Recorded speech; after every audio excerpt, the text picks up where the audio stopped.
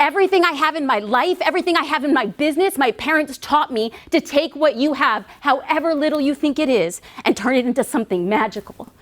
Still to this day, my father says, I took every job so that my children would never have to do a job that they hate.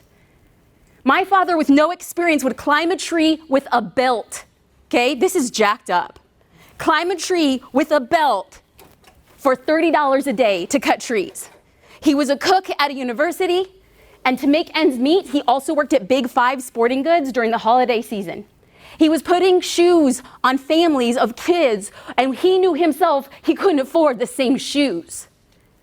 He taught me the value of showing up and doing whatever it takes to work.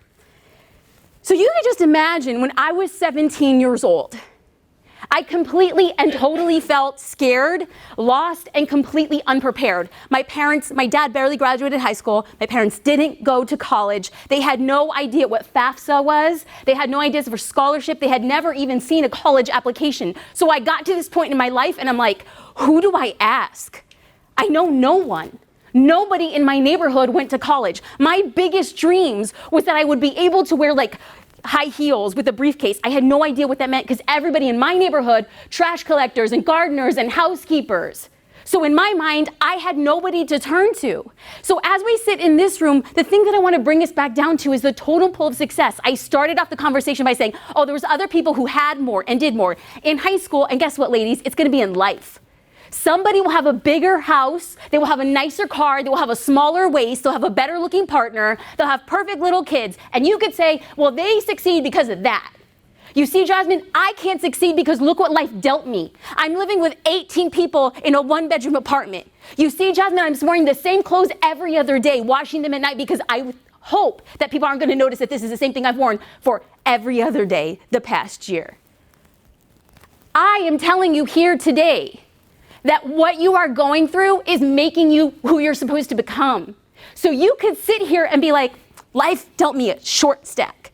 Or you could say, I have the stack that I need to get me to where I want to go. Today is different. We're not putting people above us or below us.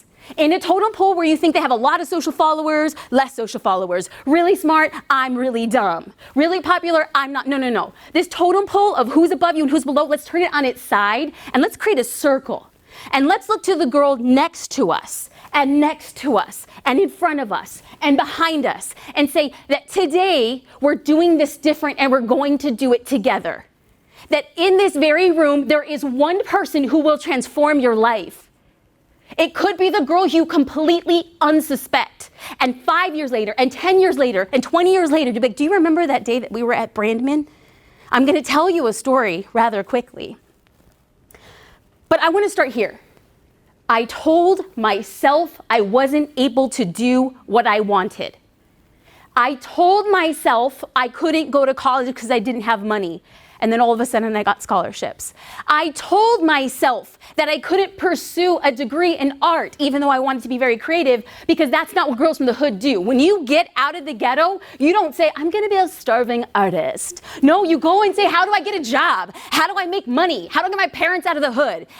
I told myself that I couldn't go to law school because I couldn't afford it. I was too dumb to get in. Today, ladies, let me save you a lot of time and energy. If you tell yourself you will not be able to do something, you're right. And if you tell yourself you will be able to do something, you're right. The choice is yours.